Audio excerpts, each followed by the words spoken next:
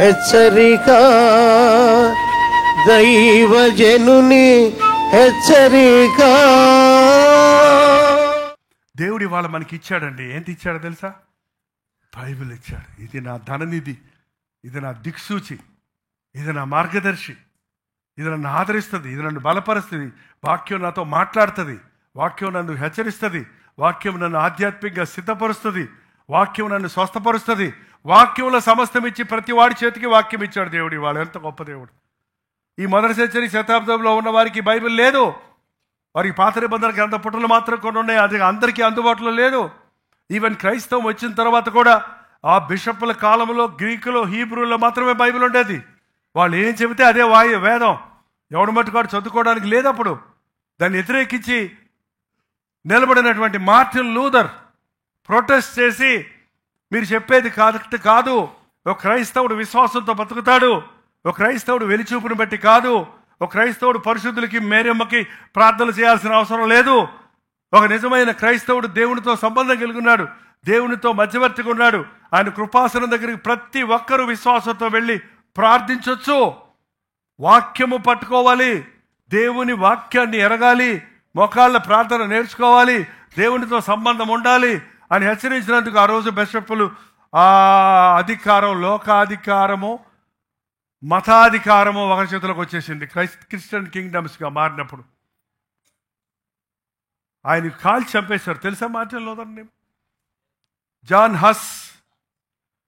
హస్ని ముందుగా చెప్పాడు, ప్రొటెస్ట్ చేశాడు, ఆయన కాల్చి చంపేశారు అడ్రస్ లేకుండా. అయినప్పటికీ ఇవాళ బైబిల్ అందరి చేతులకి వచ్చేసింది, అన్ని భాషల వారికి వచ్చేసింది. నువ్వు ప్రభువును పట్టుకో, బైబిల్ పట్టుకో. బైబిల్ పట్టుకున్న క్రైస్తవుడా బాగుపడు, బైబిల్ పట్టుకున్న క్రైస్తవుడా బైబిల్ ప్రకారం బతుకు.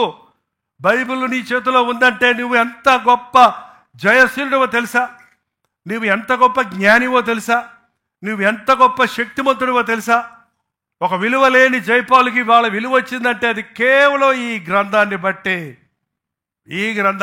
నేను చదివిన థియోలాజికల్ స్టడీస్ కాదు, నా భక్తి గొప్పతనము కాదు, యేసు నామంలో ఉన్న శక్తిని బట్టి, ఆ యేసు నామాన్ని ప్రబలపరిచే, తెలియపరిచే పరిశుద్ధ లేఖనాలలోని సత్యాలను బట్టి, పరిశుద్ధాత్ముడిచ్చే విషయాలను బట్టి సంఘం అంతా ఈ ఆహారం, జీవాహారంతో పోషించబడాలి. ఇక్కడ నీతులు కాదు చెప్పేది, ఇక్కడ కథలు కాదు చెప్పేది, దేవుని వాక్య సారాన్ని మనం వింటున్నాం. ఆ వాక్యానుసారంగా మనం జీవించాలని దేవుడు కోరుతున్నాడు. ఆ వాక్యానుసారంగా మనం జీవించినప్పుడు అందరి మనసులు ఒకటిగానే ఉంటాయి, అందరి ప్రేమ ఒకలాగా ఉంటుంది, అందరి గురి ఒకటే, అందరి గమ్యం ఒకటే. అది సంఘం. క్రీస్తు రక్తంలో కడగబడిన తరువాత వాక్యంతో నీ హృదయం నింపబడినప్పుడు నీవు విశ్వాసంలో స్థిరంగా దేవుని సాక్షిగా బ్రతకగలుగుతావు.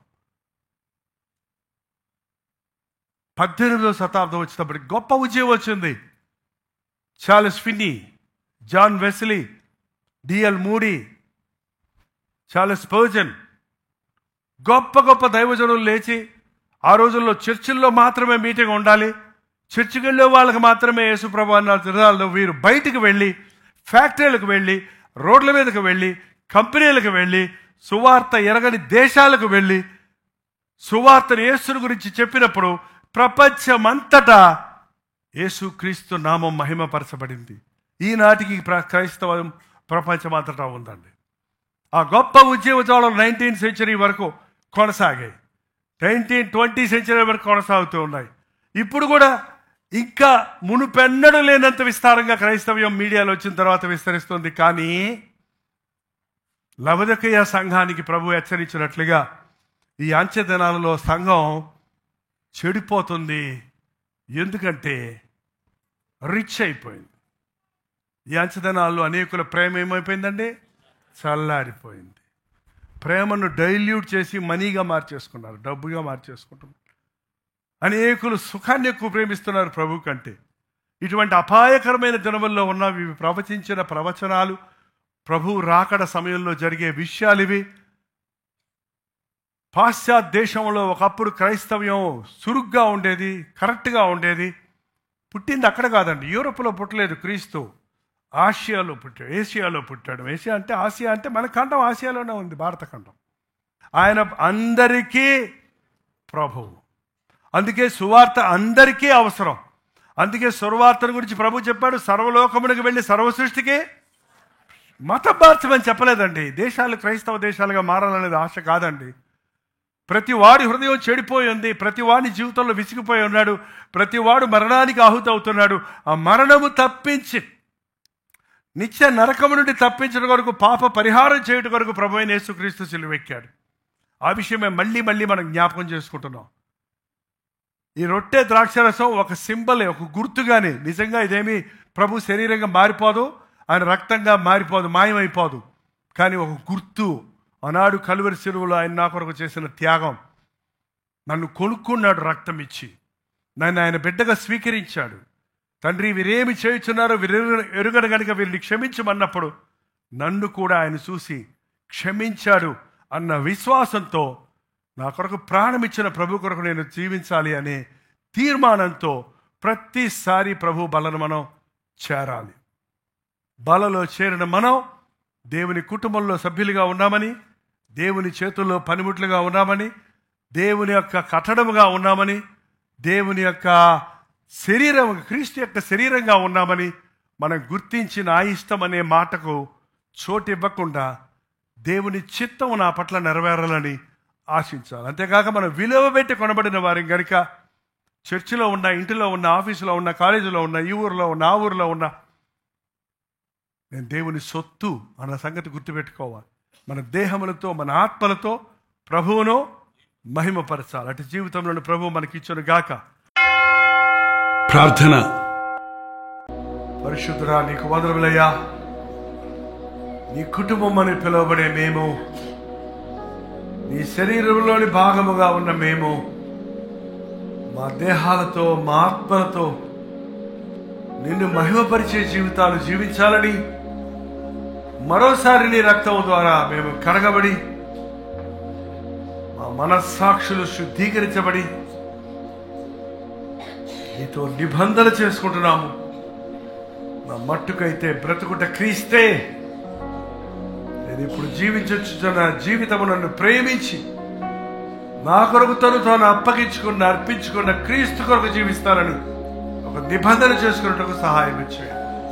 నేను నా ఇంటి వారు యెహోవాని సేవించుతామని నిబంధన చేసుకుని మొదట మా ఇంటి వారందరినీ కొరకు సంపాదించటకు సహాయం ఇచ్చాడు. కట్టడాలు లేకపోయినా, ఆస్తిపాస్తులు లేకపోయినా నీవే మా ఆస్తి, నీవే మా దుర్గము, మా కోట, మా శైలము. నీ మీదనే ఆధారపడుతుండగా నీ చిన్న మందిరంలో నీ సన్నిధిని బలంగా మాకు దయచేస్తున్నందుకు వందనాలు. పరిశుద్ధాత్మని కార్యాలు మా అంతరంగాల్లో జరగనిమ్మో. బయటికి వెళ్ళినప్పుడు, లోకంలోకి వెళ్ళినప్పుడు నీ సాక్షులుగా ఉన్నట్లు విలువ పెట్టి కొనబడిన వారి మన సంగతిని గుర్తుపెట్టుకొని మంచి మనస్సాక్షిని కాపాడుకుంటూ లోక రక్షకుడమైన నిన్ను గురించి లోకానికి ఎరుకపరిచినట్లు పరిశుద్ధాత్మ శక్తిని అనుగ్రహించు. యేసు క్రీస్తు నామములో అడుగుచున్నాను తండ్రి, ఆమేన్.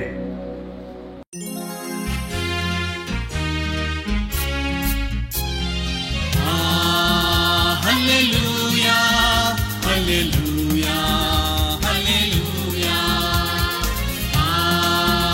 హల్లెలూయా, హల్లెలూయా, హల్లెలూయా.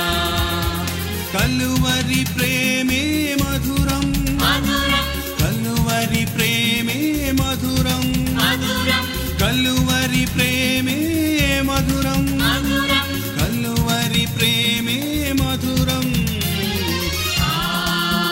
హల్లెలూయా, హల్లెలూయా, హల్లెలూయా, హల్లెలూయా, హల్లెలూయా, హల్లెలూయా.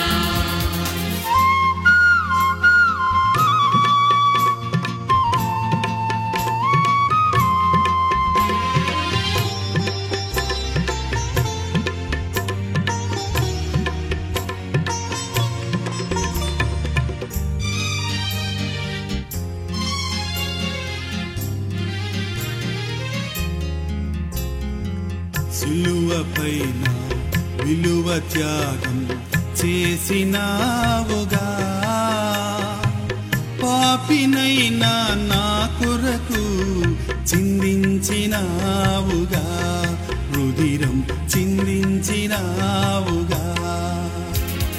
కలువరి ప్రేమే మధురం, కలువరి ప్రేమే మధురం, కలువరి ప్రేమే మధురం, కలువరి ప్రేమే మధురం. హల్లెలూయా హల్లెలూయా హల్లెలూయా హల్లెలూయా.